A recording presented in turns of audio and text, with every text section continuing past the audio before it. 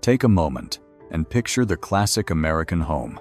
A single story, a low, gently sloping roof, a wide picture window facing the street, a small front lawn, a backyard with a patio, and a garage attached to one side. If that image feels familiar, if it feels, in some way, like home, there is a reason for that. That house has a name.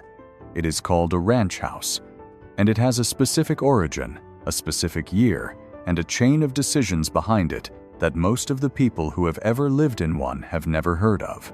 Today, approximately a third of all single-family homes in America are ranch houses or close variations of the form. Tens of millions of Americans grew up in one. Many still live in one. If you are over 50, there is a reasonable chance that the house you are picturing right now is the house where you did some significant part of your growing up. The man who designed the first ranch house was not a licensed architect. He never attended architecture school. He learned by looking at buildings and thinking about why some felt right and others didn't. The federal agency that helped spread his design across the country wasn't trying to design neighborhoods. It was trying to reduce the financial risk of home loans. The builders who mass-produced his design by the thousands weren't interested in architecture at all. They were solving a production problem. Nobody decided the ranch house would become America's home. That is exactly why it did. The first ranch houses were expensive custom homes built for wealthy Californians. Somehow, within 20 years, they became the cheapest homes in America. Understanding how that happened is the story of how an entire country's landscape got decided largely by accident. Chapter 1. The architect who wasn't. Clifford Armand May was born in San Diego in 1908. He never attended architecture school. He never received a professional architectural license in the conventional sense. He learned to design homes the way people learned most things before formal credentialing became the standard. By looking carefully at buildings, by working in real estate and furniture sales, by paying attention to how people actually used the spaces they lived in. The buildings he paid most attention to were the ones that surrounded him in Southern California. Spanish colonial revival homes, old adobe structures, working ranches, the missions that had defined California's built landscape for 2 centuries. These were not buildings designed to impress visitors. They were designed to work with their environment, to manage heat, to move air, to create shade, to orient daily life toward the outdoors rather than away from it. What struck May about these buildings was not their aesthetics. It was their logic. A house that spread horizontally across the land rather than rising above it. Rooms that opened onto courtyards and patios rather than sealing off the interior from the exterior. Large openings that invited light and air. A relationship between inside and outside that made the boundary between them feel permeable rather than absolute. He contrasted this with the formal homes that dominated the eastern United States and that aspiring Americans had been building for generations. Multi-story, compartmentalized, designed around the social performance of entertaining rather than the daily reality of living. Front parlors that nobody sat in except when guests arrived. Dining rooms used 3 times a year. Kitchens hidden at the back of the house as though cooking were something to be ashamed of. May believed a house should be organized around how people actually lived, not how they wished to appear to be living. In 1931 or 1932, the precise date varies slightly across sources. He put those ideas into a design. Single-story, low-pitched roof. Rooms arranged along a horizontal axis rather than stacked vertically. Large windows. A patio accessible directly from the main living spaces. A direct connection between the kitchen and the outdoors. He called it a ranch house, drawing on the California rancho tradition that had shaped the landscape around him. His early clients were wealthy. The people who commissioned custom homes from a self-taught designer in Southern California in the early 1930s were not working families. They were people with the resources to build something unconventional and the confidence to live in it. The ranch house began its American life as a luxury. For the first decade, the ranch house was a California curiosity, a beautiful and livable design, but regional, expensive, and associated with a specific climate and lifestyle. Nobody imagined it would end up repeated across endless subdivisions in Ohio, Oklahoma, and New Jersey. Then the war ended, and America needed somewhere for 16 million veterans to live. If you're enjoying the video, make sure to subscribe for more stories like this. Chapter 2. The Book That Spread Everything. In 1946, May collaborated with Sunset Magazine to publish a book called Western Ranch Houses. It was not a coffee table book for architects. It was a practical guide, floor plans, photographs, construction notes aimed directly at the builders and homeowners who were the core of Sunset's readership. Sunset's reach mattered enormously. The magazine was the dominant home and garden publication for the American West, and its circulation model put it directly into the hands of the people most likely to act on what they read.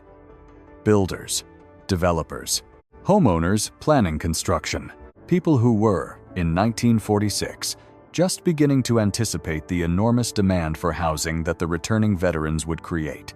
The book became influential far beyond California. Builders across the country studied it. They took the floor plans, simplified them further for production purposes, and began reproducing the basic form, single-story, low roof, horizontal spread, attached garage in developments that had no connection whatsoever to California ranching traditions or Spanish colonial architecture. By 1952, Architectural Forum had named May the most widely copied architect in America. He received essentially no compensation for this. His designs were reproduced without his permission, his attribution, or any payment to him. The man whose ideas shaped America's most common home type did not become wealthy from their adoption. He had built approximately 1,000 custom homes in his career. The number of ranch-style homes built by others using his ideas runs into the millions. May acknowledged this with something between pride and resignation. He had wanted to design homes that people would actually want to live in. America, it turned out, wanted exactly that. The system that spread his idea had simply not been designed to compensate him for it. Chapter 3. What the government was really rewarding. The Federal Housing Administration was created in 1934 as part of the federal government's response to the financial catastrophe of the Great Depression. It did not build homes. It did not lend money directly to homebuyers. What it did was ensure qualifying mortgages made by private lenders, reducing the risk that banks faced in extending home loans, and enabling the longer terms and lower down payments that made homeownership possible for families who could not accumulate large savings. Before the FHA, buying a home often required a down payment of 40 to 50%. Mortgages typically lasted 5 to 10 years and ended with a large balloon payment. For most working families, these terms were simply impossible. The homeownership rate in 1934 was approximately 44%. The FHA changed the mathematics of homeownership. Down payments dropped. Loan terms stretched to 20 and then 30 years. Monthly payments became predictable. Families who had never imagined homeownership within their reach suddenly found it accessible. But to decide which mortgages to insure, the FHA needed to evaluate construction quality and design. It developed detailed underwriting standards describing what a sound, financeable home looked like. Its preferences were not primarily aesthetic. They were financial. The agency wanted homes that would hold their value over the life of the loan. Homes that were durable, efficiently built, and located in neighborhoods expected to remain stable. The characteristics the FHA rewarded: simple floor plans, standardized construction, modern materials, detached single-family design, minimal ornamentation, functional layouts that used space efficiently. The FHA did not say build ranch houses. It said build homes with these characteristics, and the buyers of those homes will be able to obtain federally insured mortgages. Builders who paid attention, and builders always paid attention to what determined whether buyers could finance their product quickly, understood what the agency was rewarding. The ranch house satisfied the FHA's preferences almost perfectly, not because FHA officials had chosen it, but because its characteristics happened to align with what efficient, durable, financeable construction looked like. Single-story meant simpler structural complexity. Low roofline meant less framing. Rectangular footprint meant straightforward foundations. Standardized windows and doors meant predictable costs. The ranch house was cheap to build well. The FHA rewarded homes that were cheap to build well. The selection happened without anyone explicitly making it. There is a darker dimension to this story that honest accounting requires. The FHA's underwriting standards also included preferences about neighborhood racial composition. The agency systematically refused to insure mortgages in racially mixed or predominantly black neighborhoods, a practice known as redlining that is now well documented. The post-war homeownership boom was not equally available to all Americans. The financial machinery that spread the ranch house across the American landscape also systematically excluded black families from the suburbs it was building. The wealth that homeownership generated over the following decades accumulated disproportionately in white households because those were the households the system was designed to serve. The FHA was shaping what got built without ever stating an architectural preference. But there was a second force that would accelerate the ranch house's dominance even further, one that arrived in 1944 and put millions of new buyers into the market almost simultaneously. Chapter 4. The veterans who needed a home. More than 16 million Americans served in the armed forces during the Second World War. When the war ended in 1945, they came home. Most of them were young. Many of them married quickly. Birth rates surged almost immediately, the beginning of what we now call the baby boom. And virtually all of them needed somewhere to live. Cities didn't have enough housing. Small towns couldn't build fast enough. Young couples were living with parents, sharing apartments, waiting for housing that the construction industry had not yet begun to produce at anything like the necessary scale. The Servicemen's Readjustment Act of 1944, the GI Bill, addressed part of the problem by extending VA-guaranteed home loans to veterans with no down payment required and favorable interest rates. Combined with FHA insurance for non-veterans, this created a financial system capable of putting millions of families into newly built homes. The homeownership rate climbed from 44% in 1934 to 55% in 1950 to 61.9% in 1960, the largest single-decade increase in American history. The demand this created for builders was unlike anything the housing industry had ever seen. Millions of buyers, all entering the market at roughly the same time, all needing homes of roughly the same size for roughly the same purpose. A family with young children, a yard, a garage, a neighborhood with schools nearby. Speed became more valuable than variety. A builder who could produce 100 homes a year at a price families could finance was far more successful than a builder who could produce 20 exceptional ones. The house that could be built fastest and cheapest, while still satisfying FHA standards so that buyers could get mortgages, was the house that millions of families would end up living in. The average new home built in 1950 was approximately 983 square feet, small by any later standard.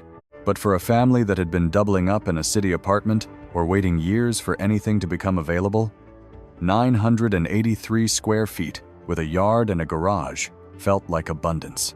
Chapter 5. Levitt's Production Line. No builder demonstrated what mass production could accomplish in housing more thoroughly than William Levitt. Levitt and Sons applied industrial logic to home building with the same systematic intensity that Henry Ford had applied to automobiles a generation earlier. Construction was broken into discrete, specialized tasks performed by dedicated crews. One crew poured foundations, another framed walls, another installed plumbing, another added roofing. Workers did not move from house to house, completing each one before starting the next. They moved through rows of houses, each crew performing its single task repeatedly across the entire development. The result was astonishing. Entire neighborhoods appeared in months. Costs fell dramatically. Homes that would have taken traditional builders years to complete were finished in days at each individual stage. Here is something the popular narrative about Levittown often omits. Levitt's first major development, Levittown, New York, built between 1947 and 951, used Cape Cod and colonial-style designs, not ranch houses. The 17,000 homes in that development were mostly two-story or Cape Cod designs. The ranch house won the production competition in Levitt's second major development. Levittown, Pennsylvania, begun in 1951, used the ranch house as its primary model. The transition happened because Levitt discovered what the production numbers confirmed. The ranch house was cheaper and faster to build than any competing design. Single-story eliminated the need for staircase construction and second-floor framing. The simple roofline reduced the time and labor required for one of the most complex stages of construction. The rectangular footprint made foundations straightforward to pour. Standardized windows, doors, and plumbing layouts could be ordered in bulk and installed by crews who had performed the identical installation hundreds of times. Every simplification multiplied across thousands of homes produced enormous cost reductions. The Levittown, Pennsylvania ranch house the rancher sold for approximately $9,900. In today's dollars, that is roughly $115,000. A newly built three-bedroom home with an attached garage, a full-size kitchen, and a yard. Buyers lined up before the foundations were poured. Families committed to homes in phases of development that hadn't broken ground yet.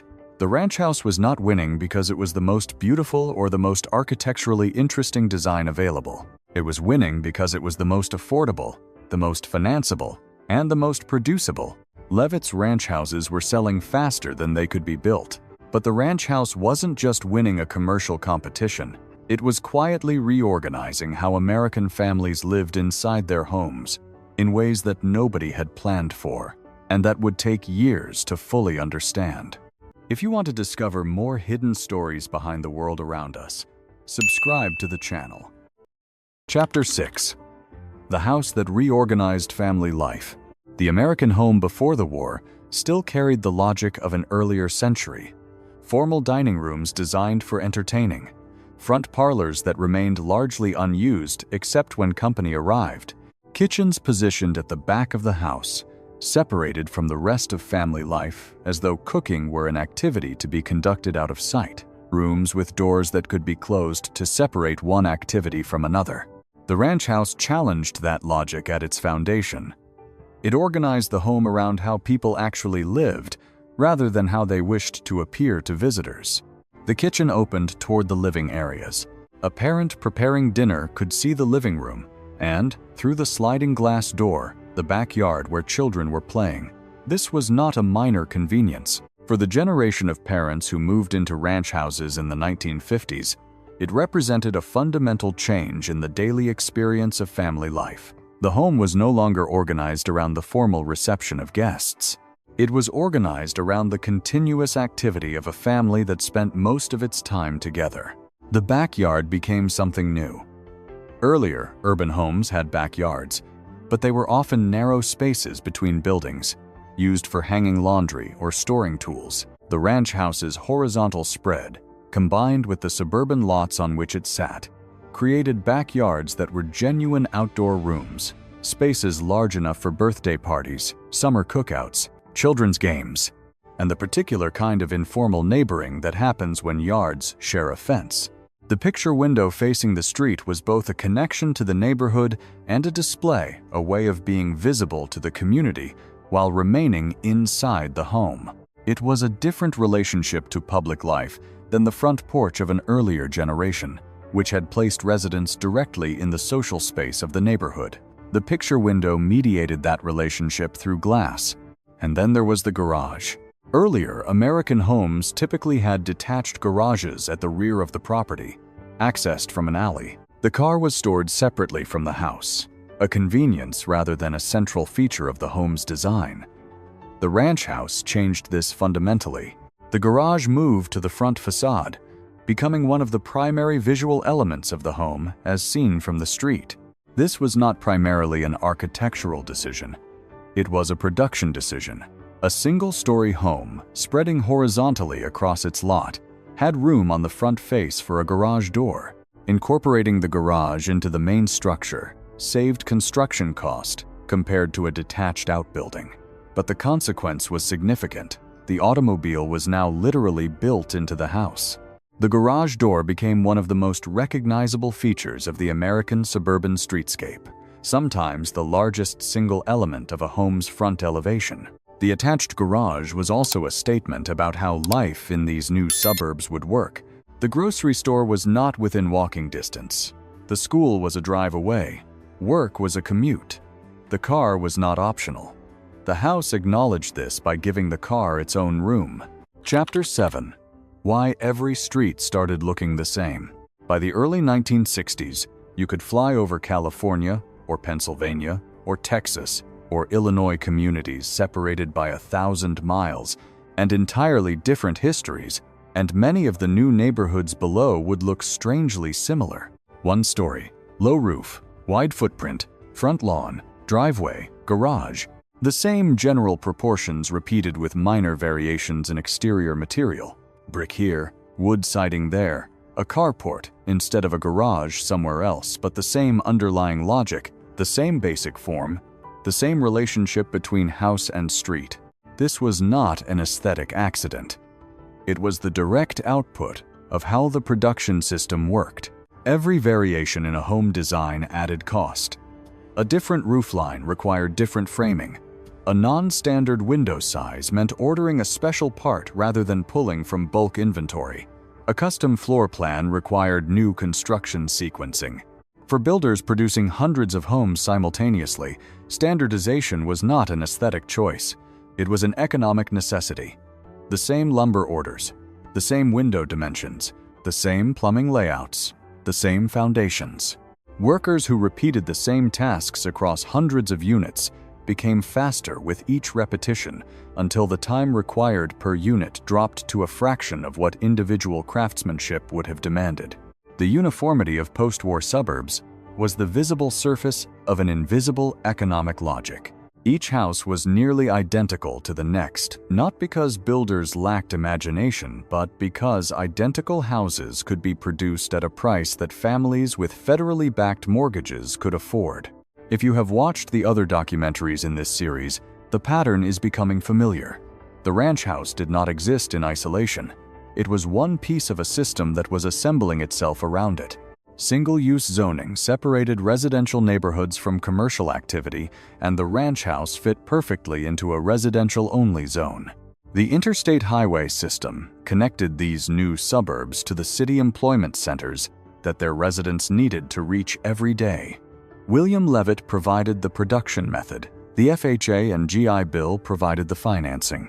The ranch house, with its simple geometry and horizontal spread, fit every part of this system more efficiently than any competing design. None of these systems was designed with the others in mind. The FHA was trying to reduce mortgage default risk. Levitt was trying to build homes as fast and cheaply as possible. State highway planners were trying to move cars between cities. Zoning boards were trying to keep factories away from neighborhoods. Each decision was made independently for specific and limited reasons. Together, they produced the American suburb. For 2 decades, the system seemed unstoppable. But every system has costs that don't appear on the balance sheet. By the 1970s, Americans were beginning to discover what the ranch house and the landscape it had created could not solve. Chapter 8. What the ranch house couldn't do. The ranch house required land. More land per family than almost any other housing type in history. A single-story home covering the same floor area as a 2-story home occupies twice the lot. Multiply this across millions of homes, and the result is the suburban sprawl that had, by the 1970s, consumed farmland and open space at a rate that alarmed planners and environmentalists alike. The suburbs that the ranch house anchored were designed around the assumption that every household owned at least one car. This was not an accidental assumption. It was encoded into the house itself, in the form of that attached garage. But it created a landscape where walking was impractical, where public transportation was difficult to justify given the dispersed population density, and where the inability to drive, whether due to age, disability, income, or simple preference, meant effective exclusion from daily life. Critics noticed. The urbanist, Lewis Mumford, who had written presciently about the consequences of highway construction, turned the same attention to the post-war suburb and found it wanting. He argued that the mass-produced ranch house had stripped away the qualities that made Cliff May's originals work. May's California homes were designed for their specific sites, oriented to take advantage of prevailing breezes, positioned to manage the Southern California sun, connected to their particular landscapes. The mass-produced version was a floor plan, repeated without reference to climate, orientation, or site. The same house that made sense facing south in California made much less sense facing north in Minnesota. And there was the larger exclusion. The FHA's redlining meant that the wealth accumulation enabled by homeownership, the appreciation in value that turned a $9,900 investment into a $300,000 asset over the course of a lifetime, accrued overwhelmingly to white households. The financial machinery that chose the ranch house as America's home also chose who would live in it. The design was universal, the access was not. These were real costs. They produced real and lasting damage to communities and to the geographic distribution of wealth in America. They are part of the ranch house's history as much as the backyard barbecues and the children riding bicycles in cul-de-sacs. Chapter 9. Why the ranch house never left. Despite the critics, despite the sprawl, despite the car dependency, and the design compromises of mass production, the ranch house did not disappear when architectural fashions changed.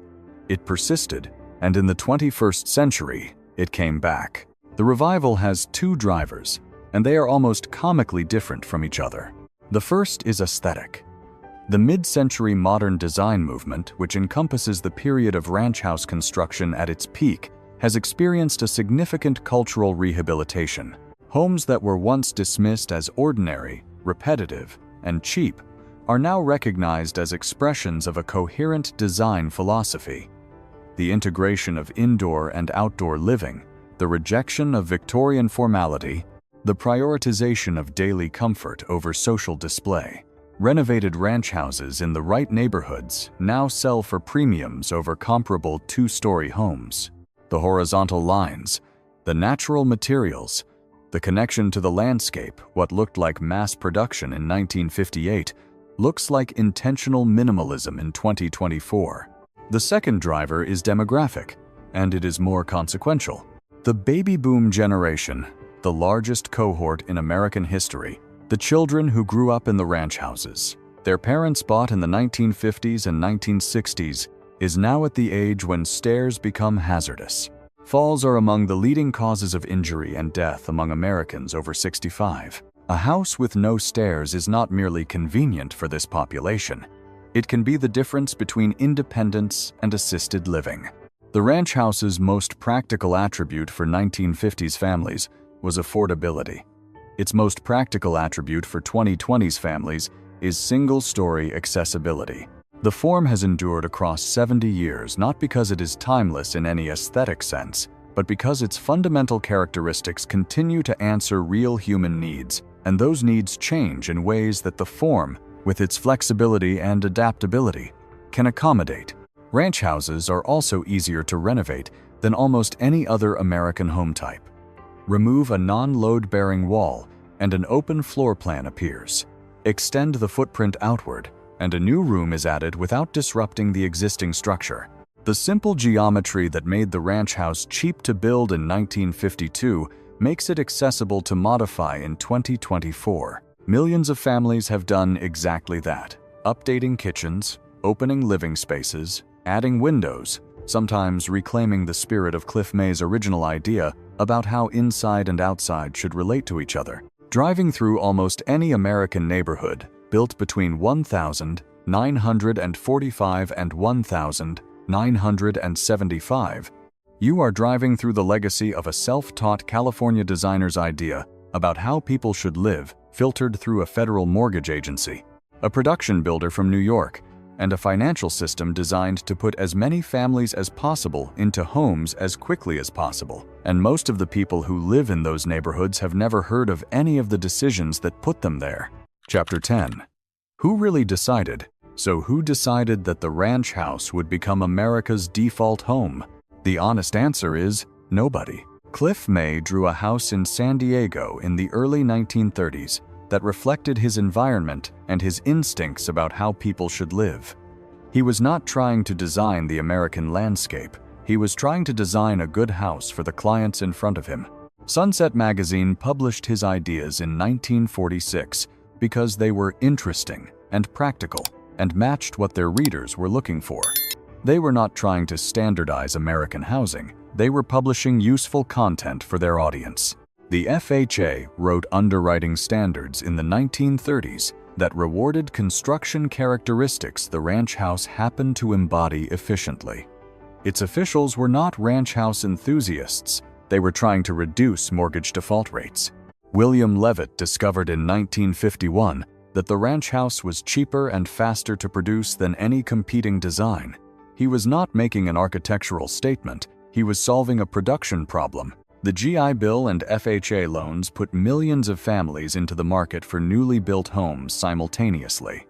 Those families bought what was available, what was affordable, and what was financeable. They were not choosing a design philosophy. They were choosing a home for their children. Each of these decisions was made by someone with a specific, limited purpose. None of them were designing the American landscape. None of them were sitting in a room deciding what the American dream should look like. They were each solving the problem in front of them.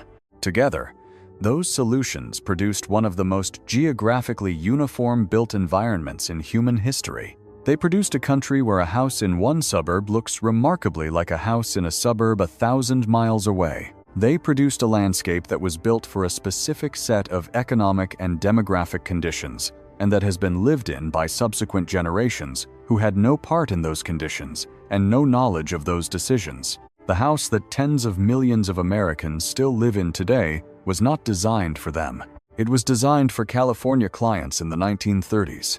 Adapted for mass production in the 1940s, financed through federal programs in the 1950s, and sold to young families who simply needed somewhere to raise their children. If you grew up in a ranch house, if the image you pictured at the beginning of this documentary is the house where you learned to ride a bicycle, or did homework at the kitchen table, or watched your parents argue about the backyard garden, it is worth knowing that nobody chose that house for us. The systems chose it. And the systems were not thinking about you at all. They were thinking about production costs, mortgage default rates, and veteran housing shortages. They produced something people have lived in and loved for 70 years.